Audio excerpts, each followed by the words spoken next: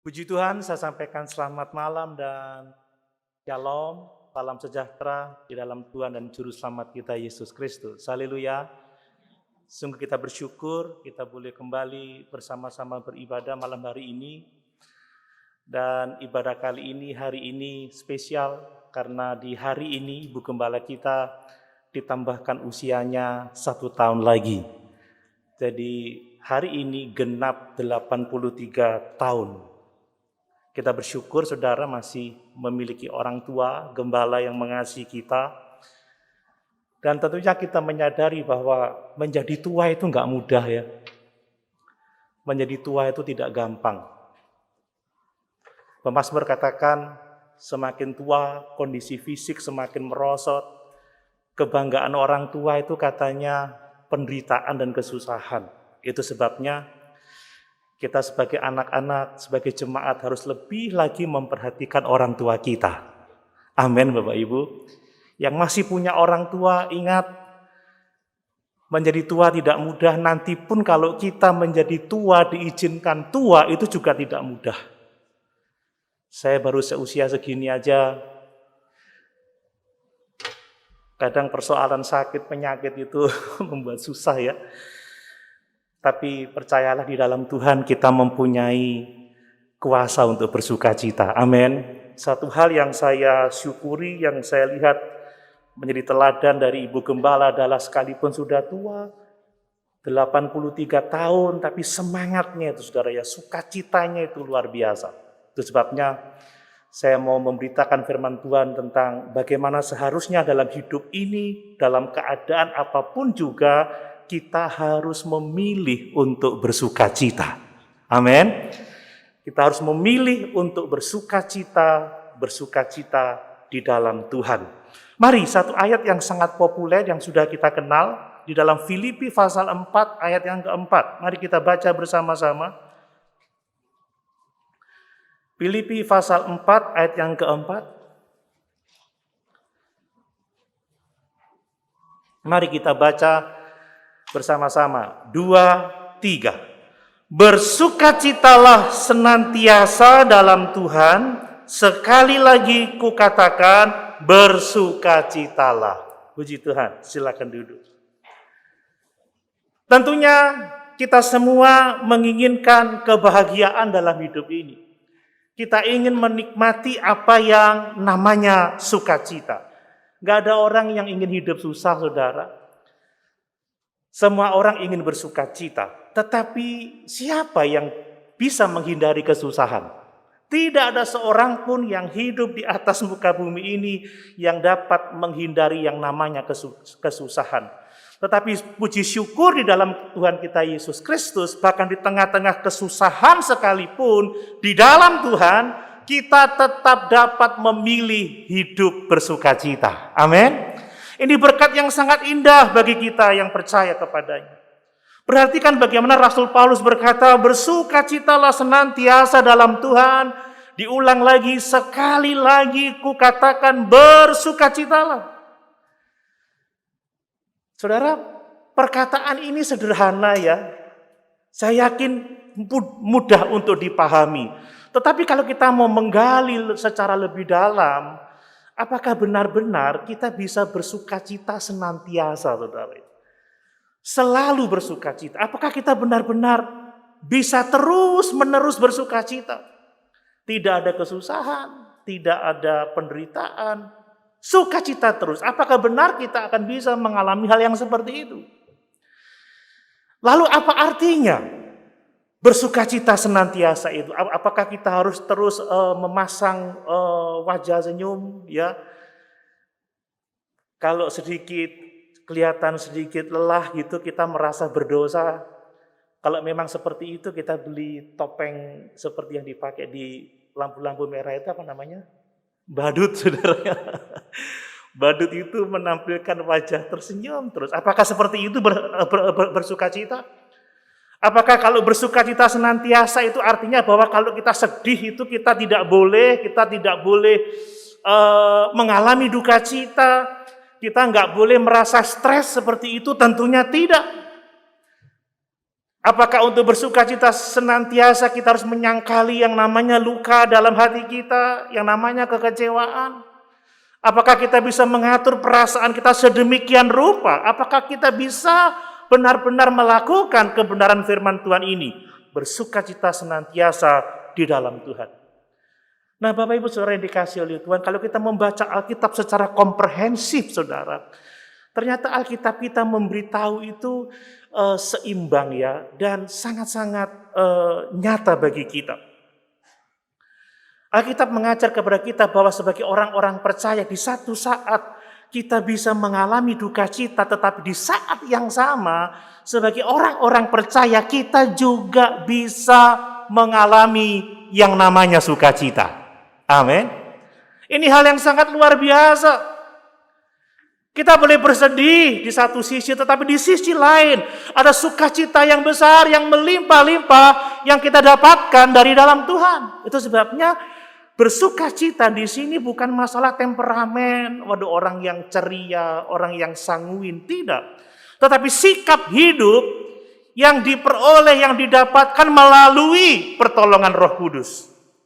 Bapak Ibu yang dikasihi oleh Tuhan, perkataan Paulus ini tegas bagi kita.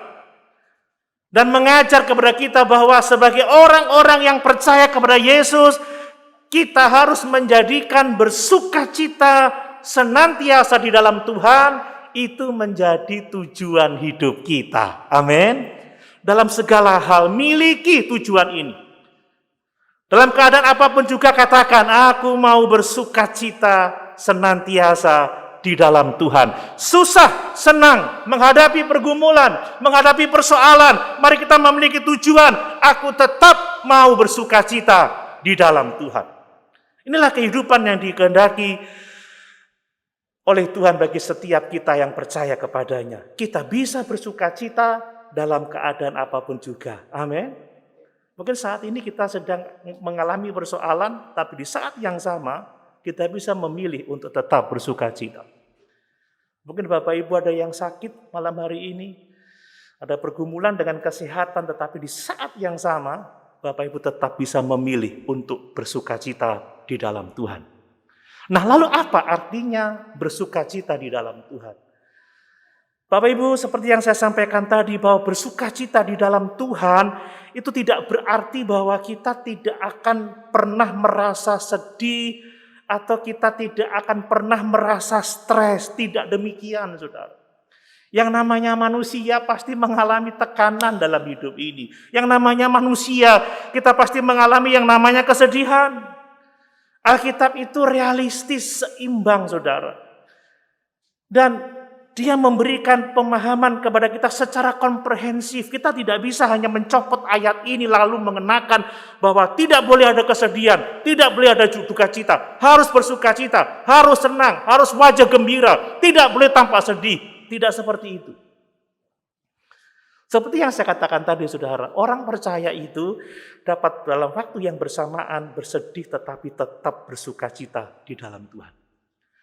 Nah, perhatikan saudara, di Alkitab itu ayat yang terpendek dalam bahasa Yunani itu terletak dalam 1 Tesalonika 5 ayat yang ke-16. Coba kita baca.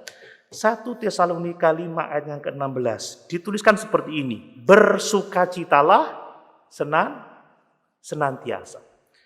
Itu ayat terpendek dalam bahasa Yunani. Kemudian ayat terpendek dalam bahasa Inggris itu ada di Yohanes 11 ayat 35. Tentunya kita ingat itu. Maka menangislah Yesus ketika dia datang berjumpa dengan Marta, berjumpa dengan Maria dan mendengar bahwa Lazarus telah dikuburkan, maka dikatakan menangislah Yesus. Dalam bahasa Inggris singkat sekali, Jesus wept. Dia menangis. Dua hal yang sepertinya kontras ya. Di satu sisi Paulus berkata, bersukacitalah senantiasa, tetapi Yesus, Sang Juru Selamat kita, dikatakan dia menangis. Apakah orang menangis itu dapat dikatakan bersukacita? Pandangan dunia mengatakan, ya, tidak bersukacita orang menangis. Tetapi sesungguhnya dua ayat ini tidak bertentangan, dua kebenaran ini tidak bertentangan. Tuhan kita Yesus Kristus di saat dia menangis, ada sukacita yang melimpah dalam kehidupannya. Bahkan saat dia menghadapi salib sekalipun, Yesus memiliki sukacita di dalam dirinya. Perhatikan sebelum dia disalib, kita membaca dalam Yohanes dalam Yohanes pasal 15 ayat yang ke-11. Coba kita lihat. Yohanes pasal 15 ayat yang ke-11. Menarik sekali ayat-ayat ini. Yohanes pasal 15 ayat yang ke-11. Demikian firman Tuhan, semuanya itu kukatakan kepadamu, supaya sukacitaku ada di dalam kamu, dan sukacitamu menjadi penuh. Ada sukacita di dalam diri Tuhan dan Juru Selamat kita Yesus Kristus. Dia Sang Firman menjelma menjadi manusia, menjadi bayi, saudara. Hidup sebagai manusia. Dia mengalami perendahan, penghinaan. Bayangkan, dia yang bersemayam dalam terang yang tidak terhampiri menjadi manusia sama seperti kita. Bahkan dia mengambil rupa seorang hamba. Tetapi dalam keadaan sebagai manusia seorang hamba, sukacita ada dalam kehidupannya. Amin. Saat-saat pelayanannya, saat-saat dia ditolak, saat-saat dia dianiaya, saat-saat dia menghadapi salib, ada sukacita di dalam hidupnya.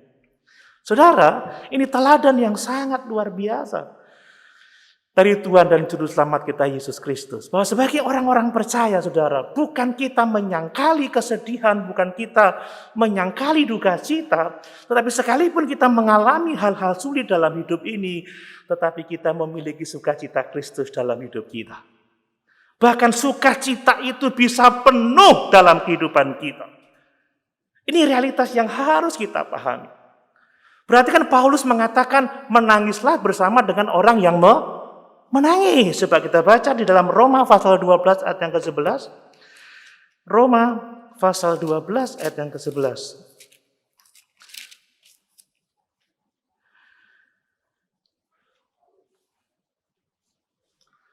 Maaf, ayat yang ke-15. Bersukacitalah dengan orang yang bersukacita, dan menangislah dengan orang yang menangis. Saudara, ini keadaan yang sangat luar biasa. Bayangkan, kalau kita bersama-sama dengan orang yang bersukacita, bergembira seperti sekarang Ibu Gembala kita bersukacita. Tuhan tambahkan usianya 1 tahun, kita ikut bersukacita. Tetapi di saat yang sama kita bisa bersimpati, berempati dengan orang-orang yang menderita. Bersimpati, berempati dengan orang-orang yang menangis. Ini luar biasa, saudara ya. Ini berkat yang luar biasa. Jadi, saudara, kehidupan orang percaya bisa saja mengalami sukacita di dalam duka cita sekalipun. Kalau kita membaca di Alkitab, saudara, orang-orang saleh hidupnya selalu ditandai dengan duka cita. Duka cita terhadap dosa dan duka cita yang lain. Tetapi orang-orang yang seperti itu hidupnya penuh dengan sukacita. Ingat kata Tuhan Yesus, berbahagialah orang yang berduka cita karena apa, saudara? Karena dosa-dosanya yang menyesal. Berduka cita karena keadaan dunia seperti sekarang ini.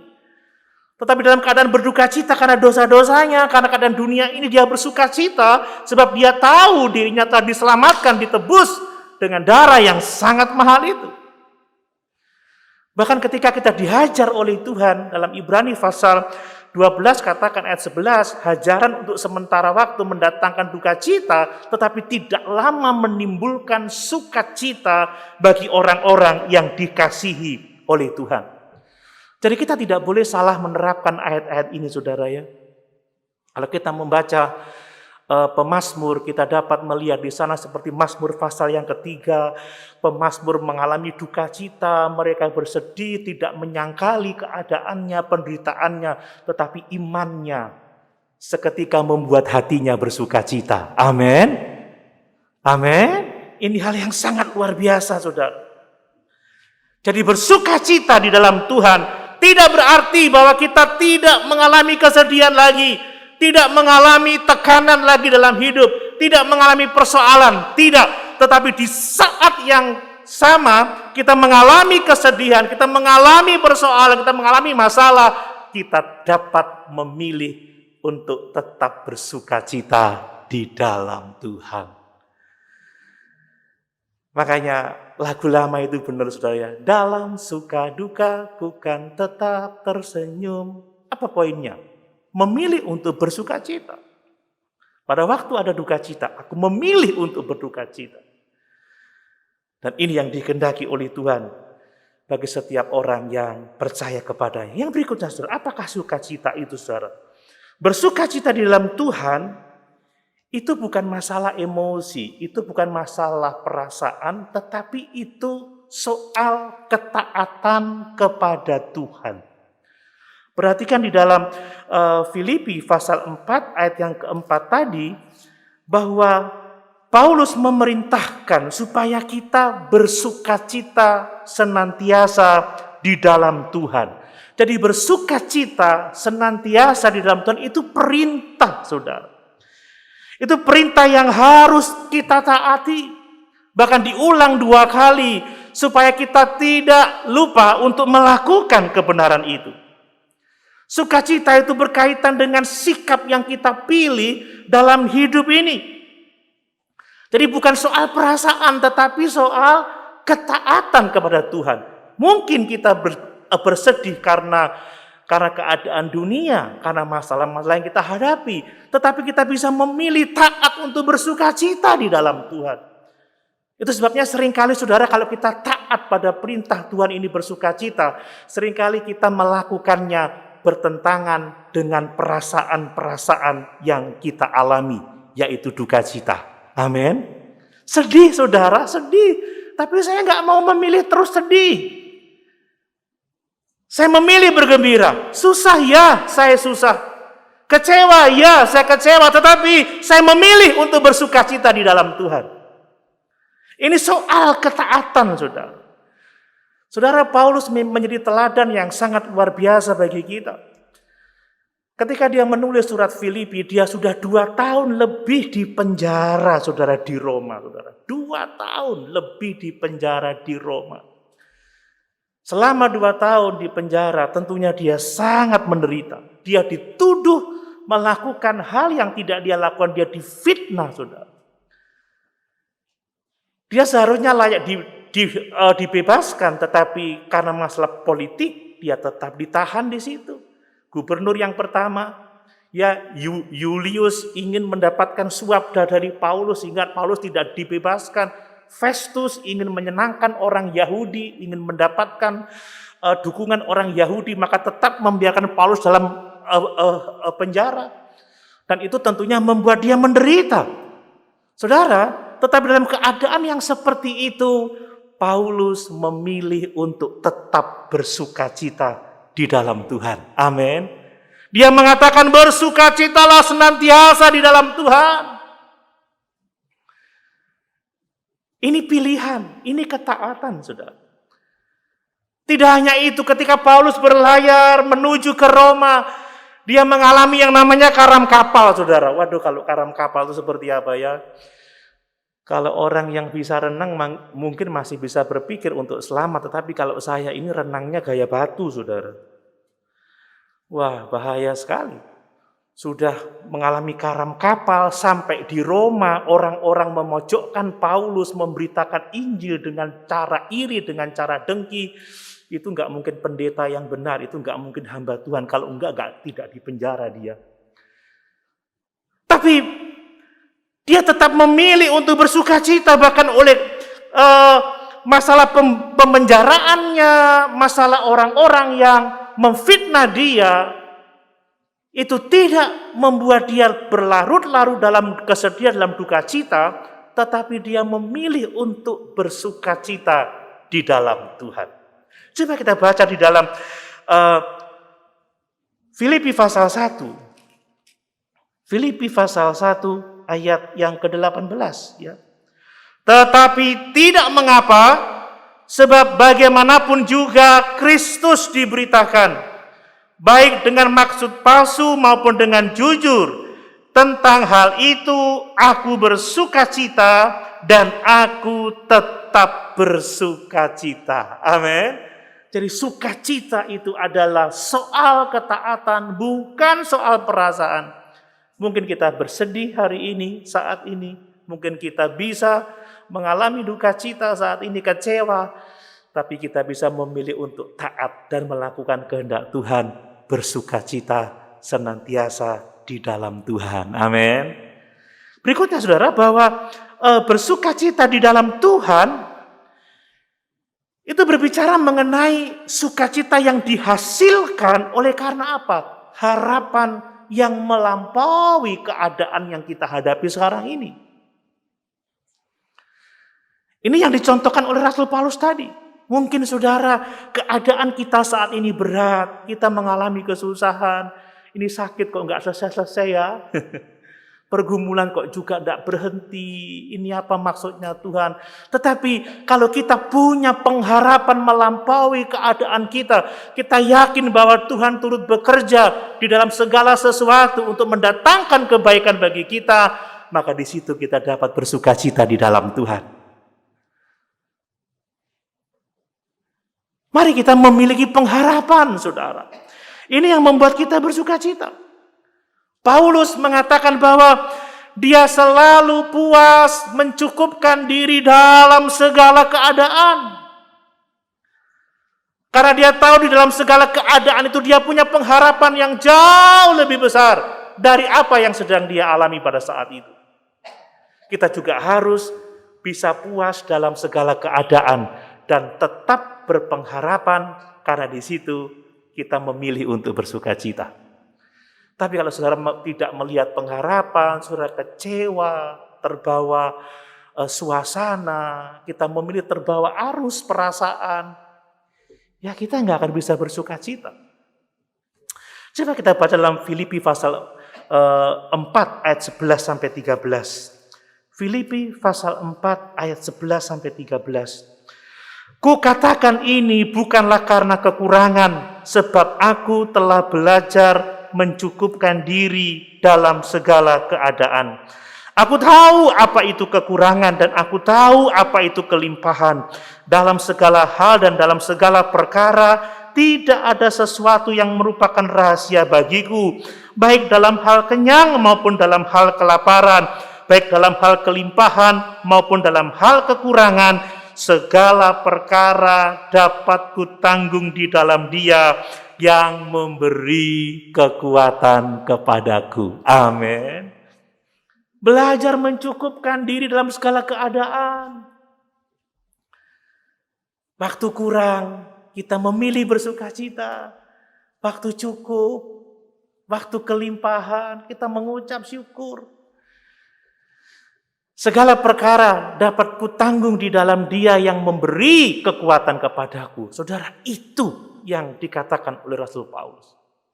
Makanya saudara, siapapun kita, apapun keadaan kita sekarang ini, anak-anak, remaja, pemuda, sudah lansia, apapun keadaan kita, mungkin susah dalam pergumulan, kita tetap dapat memilih untuk bersukacita di dalam Tuhan. Saudara, ini penting, ini penting. Bersukacita harus menjadi tujuan dalam kehidupan kita. Saudara, coba kita lihat di dalam 2 Korintus pasal 1 ayat 8 sampai 10. 2 Korintus pasal 1 ayat 8 sampai 10. Ini penting untuk kita baca. Perhatikan itu. Sebab kami mau saudara-saudara supaya kamu tahu akan penderitaan kami, penderitaan yang kami alami di Asia kecil. Beban yang ditanggungkan atas kami adalah begitu besar dan begitu berat, sehingga kami telah putus asa juga akan hidup kami.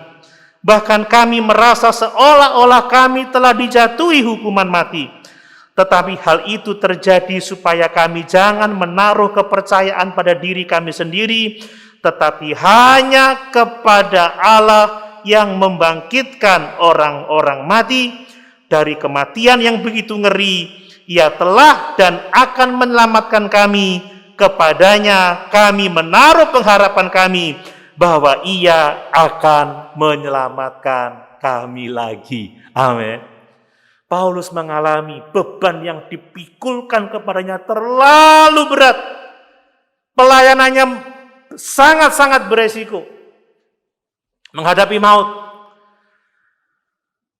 Tetapi itu terjadi supaya dia tidak menaruh pengharapan pada dirinya sendiri, tetapi menaruh kepercayaan kepada Allah yang membangkitkan orang mati. Saudara, dia berharap kepada Tuhan. Kalau kita mau bersukacita, saudara, kita harus memiliki pengharapan, iman yang teguh, iman yang sungguh-sungguh kepada Tuhan. Bahwa dia memiliki rencana yang sangat baik, yang sangat indah. Jauh dari apa yang dapat kita pikirkan. Itulah rancangan Tuhan bagi setiap kita yang percaya kepadanya. Amin. Saudara, pilih percaya. Pilih berharap. Maka sekalipun mungkin keadaan kita sukar, keadaan kita berat, tapi kita tetap dapat bersukacita di dalam Tuhan. Amin. Itu sebabnya sukacita di dalam Tuhan bukan masalah yang sifatnya dangkal karena keadaan, karena nggak ada persoalan, karena nggak ada masalah, semuanya serba ada, semuanya serba cukup. Bukan masalah itu. Tetapi pilihan untuk kita memilih percaya, memilih berharap, sehingga di dalam Tuhan kita dapat bersukacita. Para rasul, ketika dia ditangkap, dianiaya, mereka memilih bersukacita karena boleh menderita bersama-sama dengan Yesus. Ketika Paulus dan Silas dipenjara di Filipi, dia menyanyikan pujian kepada Allah dan dia memilih untuk bersukacita daripada larut dalam penderitaan. Amin, Bapak Ibu. Ini penting sekali. Tuhan ingin kita memilih untuk bersukacita, dan itu adalah buah roh, saudara ya. Buah roh adalah kasih, sukacita. Kalau kita sungguh-sungguh percaya kepada Tuhan, melekat pada Tuhan, maka apapun keadaan kita, ada buah roh, sukacita akan melimpah dalam setiap kehidupan kita yang percaya kepadanya. Saudara, kalau kita hidup terus dalam kesedihan, terus dalam duka cita, kita nggak akan bisa jadi saksi yang efektif untuk Tuhan Yesus Kristus. Aduh, jadi orang Kristen kok cemberut melulu ya? Kok susah melulu ya? Seorang pemimpin rohani yang terus berduka cita, stres, nggak bisa memimpin dengan baik. Tetapi orang-orang yang bersuka cita menjadi saksi yang berkemenangan untuk Tuhan kita Yesus Kristus. Orang-orang yang bersuka cita, dia dapat memimpin dengan sangat baik. Nah, lalu pertanyaannya, bagaimana kita dapat bersuka cita di dalam Tuhan? Dari kitab Filipi ini kita bisa melihat beberapa hal yang dapat kita lakukan untuk kita dapat bersuka cita di dalam Tuhan. Yang pertama adalah, mari kita memiliki hubungan yang benar dengan Tuhan, dengan iman kepada Juru Selamat kita Yesus Kristus. Amin. Hubungan yang benar dengan Tuhan inilah kunci untuk kita memiliki sukacitanya Tuhan dalam kehidupan kita. Saudara, kalau kita membaca di dalam Filipi pasal yang ketiga, Paulus menegur jemaat karena sekalipun mereka percaya tetapi mereka masih mengandalkan dirinya sendiri. Mereka masih terjebak dalam legalisme. Ada guru-guru palsu yang masuk mengajarkan bahwa untuk selamat tidak cukup percaya kepada Yesus, kamu harus bersunat, kamu harus melakukan ini, harus melakukan itu. Dan itu menghilangkan sukacita mereka. Karena keselamatan yang telah mereka terima ternyata tidak cukup tanpa perbuatan baik mereka. Saudara, ada banyak orang yang tidak bersukacita karena tidak bisa melihat dirinya manusia berdosa dan hanya perlu menerima anugerah Allah saja dalam hidupnya. Banyak orang yang tidak dapat bersukacita karena terlalu mengandalkan dirinya sendiri, merasa dapat menolong Tuhan, menambahkan kredit poin dalam keselamatannya yang didapat dari Tuhan. Saudara, sesungguhnya kalau kita mau bersukacita, kita hanya butuh percaya dan sepenuhnya bergantung kepada Tuhan Yesus Kristus. Untuk bisa bersukacita di dalam Tuhan, kita hanya perlu mengatakan, aku tidak dapat bersukacita tanpa Tuhan dalam hidupku. Itu saja. Karena pemazmur mengatakan, hanya dekat Allah saja aku Aku tenang. Engkaulah tempat perlindunganku, engkaulah kubu pertahananku. Barang siapa bernaung dalam naungan Allah yang maha tinggi, dia akan berkata, Tuhanlah perisaiku, Tuhanlah tempat persembunyianku. Tapi kalau kita masih mengandalkan diri kita, kekuatan kita, maka jauhlah kita dari sukacita. Tapi kalau kita tahu, percaya, pasrah, bersandar kepada Tuhan, melekat pada Yesus, maka sukacitanya pasti mengalir dalam kehidupan kita. Ingat, dialah pokok anggur yang benar, kitalah ranting-rantingnya. Ranting yang tidak melekat pada pokok anggur yang benar, dia tidak dapat berbuat apa-apa. Amin. Mari kita membangun hubungan yang benar dengan Tuhan. Andalkan Dia saja. Sadari bahwa tanpa Tuhan, tanpa melekat padanya, kita tidak akan dapat bersukacita. Yang kedua, bagaimana kita bisa bersukacita? Saudara, mari kita hidup oleh Roh. Amin. Hidup oleh Roh. Galatia pasal 5. Galatia pasal yang kelima.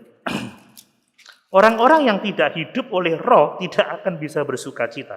Saya baca ayat yang ke-16 mulai. Maksudku ialah, hiduplah oleh Roh, maka kamu tidak akan menuruti keinginan daging. Sebab keinginan daging berlawanan dengan keinginan Roh, dan keinginan Roh berlawanan dengan keinginan daging. Sehingga karena keduanya bertentangan, sehingga kamu setiap kali tidak melakukan apa yang kamu kehendaki. Akan tetapi jikalau kamu memberi dirimu dipimpin oleh Roh, maka kamu tidak hidup di bawah hukum Taurat. Perbuatan daging telah nyata, yaitu percabulan, kecemaran, hawa nafsu, penyembahan berhala, sihir, perseteruan, perselisihan, iri hati, amarah, kepentingan diri sendiri, percideraan, roh pemecah, kedengkian, kemabukan, pesta pora, dan sebagainya. Terhadap semuanya itu kuperingatkan kamu seperti yang telah kubuat dahulu, bahwa barang siapa melakukan hal-hal yang demikian tidak akan mendapat bagian dalam kerajaan Allah. Tetapi buah Roh ialah kasih, sukacita, dan seterusnya dan seterusnya. Bapak Ibu, hanya orang-orang yang hidup oleh Roh yang akan mengalami sukacita. Saudara, kalau orang tidak hidup oleh Roh, maka dia akan hidup oleh keinginan daging. Dan ingat, perbuatan daging itu tidak akan mendatangkan sukacita. Siapa yang bersukacita karena perseteruan? Siapa yang bersukacita karena iri hati? Tidak ada. Siapa yang bersukacita karena kedengkian, kemabukan? Tidak ada.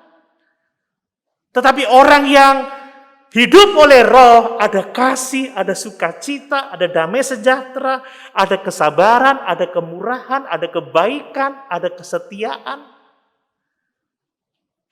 ada penguasaan diri. Amin, Bapak Ibu. Hanya dengan memilih hidup oleh Roh, maka kita akan dapat bersukacita dalam hidup ini. Saudara, kita lebih taat pada pimpinan Tuhan yang telah mendiami kita. Dia memimpin kita dengan firman-Nya. Tatkala kita melakukan firman-Nya, maka sesungguhnya kita akan memiliki sukacita dalam kehidupan kita. Itu cara untuk kita beroleh sukacita. Lalu bagaimana lagi, saudara, caranya? Mari kita melihat pencobaan-pencobaan yang kita alami dalam kacamata firman Allah. Amin.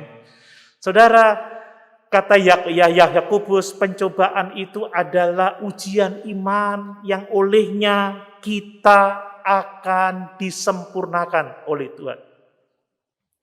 Kalau kita melihat masalah-masalah yang kita hadapi dalam perspektif diri kita sendiri, maka kita akan kecewa, kita akan putus asa, kita tidak bisa bersukacita. Tetapi kalau kita melihat pencobaan-pencobaan dalam perspektif firman Tuhan, kita akan bersukacita. Coba Yakobus pasal 1, mari kita lihat. Demikian firman Tuhan. Ayat yang ke-12. Berbahagialah orang yang bertahan dalam pencobaan, sebab apabila ia sudah tahan uji, ia akan menerima mahkota kehidupan yang dijanjikan Allah kepada barang siapa yang mengasihi Dia. Amin. Ini penting, lihat masalah hidupmu, persoalanmu, sakit penyakitmu sebagai apa? Sebagai ujian iman. Supaya tatkala kita tahan uji, maka lahirlah ketekunan. Ketika kita tekun, maka akan menghasilkan buah yang matang, kehidupan yang sempurna, yang utuh, tanpa kekurangan sesuatu apapun. Inilah yang dilakukan oleh Paulus, saudara. Dia melihat pemenjaraannya itu adalah untuk kemajuan Injil. Dia melihat penderitaannya adalah untuk kemajuan Injil. Sehingga dia berkata apa? Bagiku hidup adalah Kristus, mati adalah keuntungan. Kalau kita nggak melihat, saudara-saudara,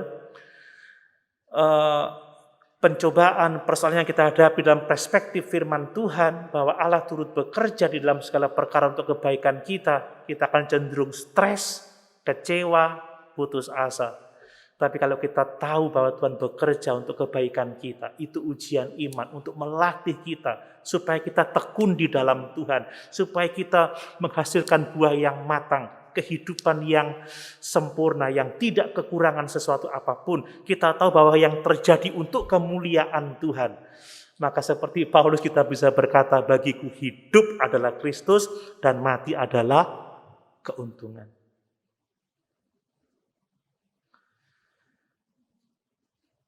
Kalau kita tidak memandang setiap persoalan berdasarkan firman Allah, kita akan kecewa.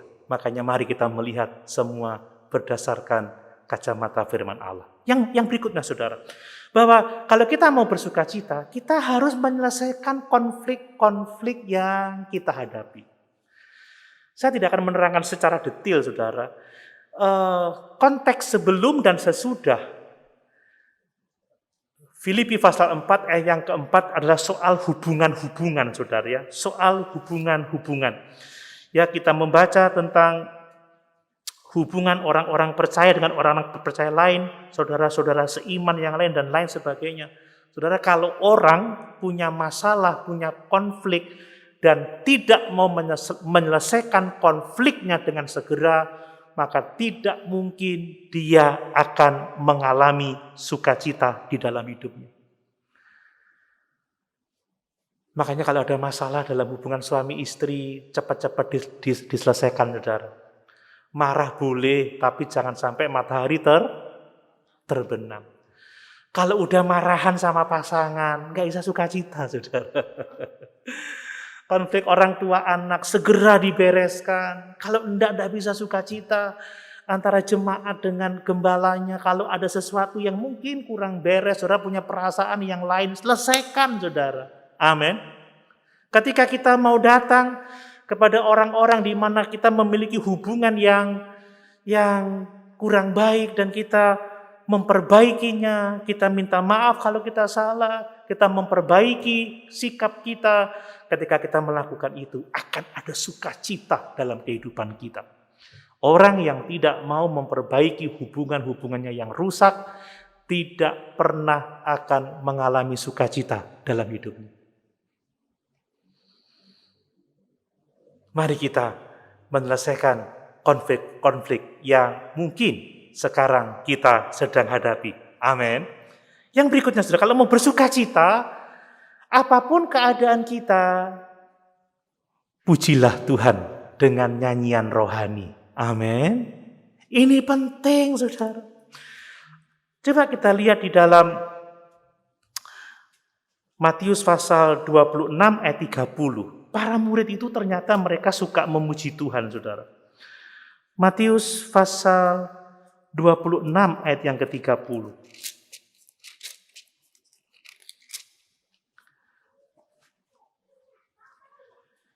Sesudah menyanyikan nyanyian pujian, pergilah Yesus dan murid-muridnya ke Bukit Zaitun. Ini sebelum Yesus ditangkap. Tetapi dari sini kita bisa melihat bahwa mereka punya kehidupan yang memuji-muji Tuhan. Menyanyikan nyanyian pujian bagi Tuhan.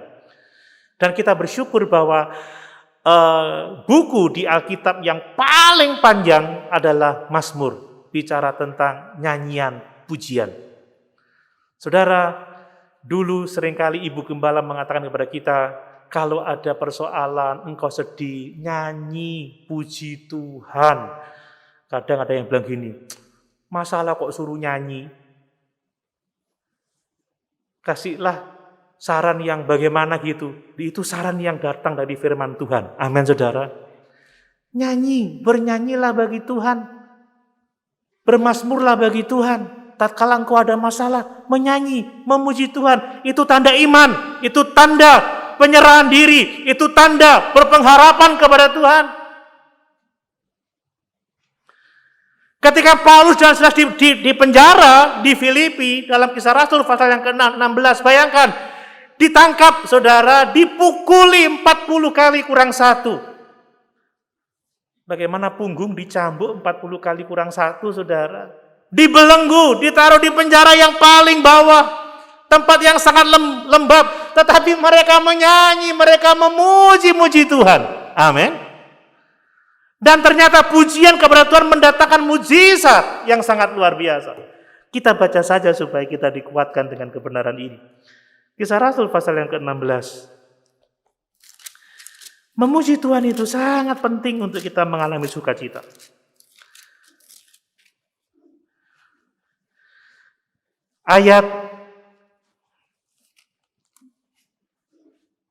Kita langsung baca ayat yang ke-23. Setelah mereka berkali-kali didera, mereka dilemparkan ke dalam penjara. Kepala penjara diperintahkan untuk menjaga mereka dengan sungguh-sungguh. Sesuai dengan perintah itu, kepala penjara memasukkan mereka ke ruang penjara yang paling tengah dan membelenggu kaki mereka dalam pasungan yang kuat. Dipasung, saudara. Tetapi kira-kira tengah malam Paulus dan Silas berdoa dan menyanyikan puji-pujian kepada Allah, dan orang-orang hukuman lain mendengarkan mereka.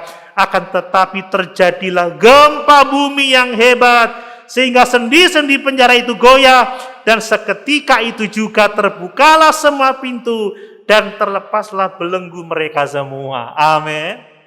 Nyanyi, saudara. Ketika ada jalan buntu, ada persoalan, berdoa, nyanyi, puji Tuhan. Tadi pagi menyanyikan syukur dengan kecapi, dengan gambus, dengan musik 10 tali, dengan ceracap yang berdentang, ceracap yang berdenting, saudara. Orang yang menyanyi memuji Tuhan memiliki iman, memiliki pengharapan, memiliki kasih, dan mujizat pasti disediakan oleh Tuhan yang mengasihi mereka. Amin. Kemudian apalagi saudara, untuk bisa bersukacita senantiasa dalam Tuhan, mari layanilah Tuhan dengan sungguh-sungguh, saudara. Layanilah Tuhan dengan setia. Orang yang tidak mau melayani Tuhan gak akan punya sukacita dalam hidupnya. Coba lihat Mazmur pasal 100. Bentar lagi saudara. Mazmur pasal 100.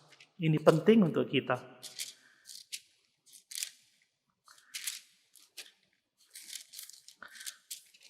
Ya. Mazmur untuk korban syukur.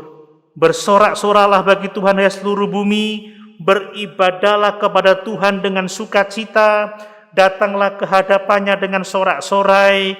Ketahuilah bahwa Tuhanlah Allah, dialah yang menjadikan kita dan punya dialah kita, umatnya dan kawanan domba gembalaannya. Masuklah melalui pintu gerbangnya dengan nyanyian syukur, ke dalam pelatarannya dengan puji-pujian. Bersyukurlah kepadanya dan pujilah namanya, sebab Tuhan itu baik, kasih setianya untuk selama-lamanya, dan kesetiaannya turun-temurun. Amin. Melayani Tuhan dengan pujian, melayani Tuhan dengan sukacita, dengan nyanyian, saudara. Paulus dia bersukacita karena melayani Tuhan. Saudara coba fokus pada sesuatu yang Tuhan inginkan dalam hidup kita. Ketika kita fokus pada pelayanan, saudara ya, ada sukacita. Ada kegembiraan ketika melihat orang-orang diselamatkan. Ada kegembiraan ketika melihat orang-orang dihiburkan. Ada kegembiraan ketika melihat orang-orang diberkati oleh karena pelayanan kita. Ingat saudara, satu jiwa bertobat, malaikat di surga bersorak-sorai. Amin. Kalau melayani Tuhan, melihat Bapak Ibu terberkati, senang saudara. Ada yang ngomong ya, Pak Doni ini ketok kesel, capek, tapi kalau di mimbar kok semangat berapi-api. Kak Proso udah 45 menit belum selesai. Senang saudara melayani Tuhan itu, amin. Mau setengah jam lagi juga kuat saudara, tapi nggak cukup waktunya. Haleluya. Kalau saudara melayani sekolah minggu, lihat anak-anak diberkati, hidupnya berubah, hidupnya bertumbuh. Pasti diberkati. Layanilah Tuhan, engkau akan mengalami sukacita yang sangat besar. Bagaimana lagi saudara supaya kita bisa bersukacita? Fokus pada Tuhan dan perbuatan-perbuatan baik yang telah dilakukannya kepada kita. Saya bisa menceritakan banyak hal dari kebenaran ini, tapi ingat pujian itu, ingat kasih-Nya, ingat kebaikannya, ingat bagaimana Yesus memikul salibnya untuk keselamatan jiwa kita, ingat bagaimana Dia disalibkan, bagaimana Dia dikuburkan untuk kita, dibangkitkan naik ke surga, memberikan Roh Kudus-Nya kepada kita, pekerjaan penciptaan, pekerjaan penyelamatan, pekerjaan pemeliharaan, kalau kita renungkan setiap hari dalam hidup kita, pasti mendatangkan sukacita dalam kehidupan kita.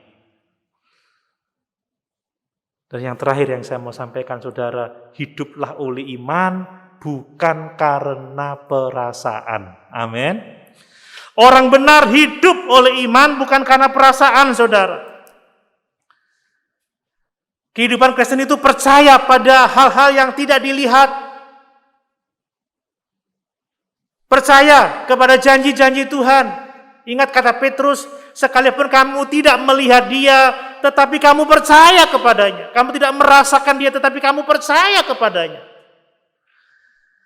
Saudara, mungkin kita melihat keadaan begitu buruk, keadaan begitu sulit, tetapi kita percaya janji Tuhan adalah janji damai sejahtera untuk kita semua. Saudara, jangan hidup berdasarkan perasaan, apa yang kita lihat, tetapi percayalah Tuhan Gembala yang baik takkan kekurangan kita. Mungkin saat ini jalan buntu, percayalah Dia menuntun aku ke padang yang berumput hijau, Dia menuntun aku ke air yang tenang, Dia menyegarkan jiwaku. Mungkin ada bahaya, ada persoalan yang berat, percayalah tongkatmu dan gadamu yang menyertai aku. Jangan hidup karena perasaan, hidup karena iman saudara. Percaya pada janji-janji Tuhan. Dan tatkala kita melakukan itu, maka kita akan menjadi orang-orang yang hidup penuh dengan sukacita. Mari sama-sama kita berdiri. Amin.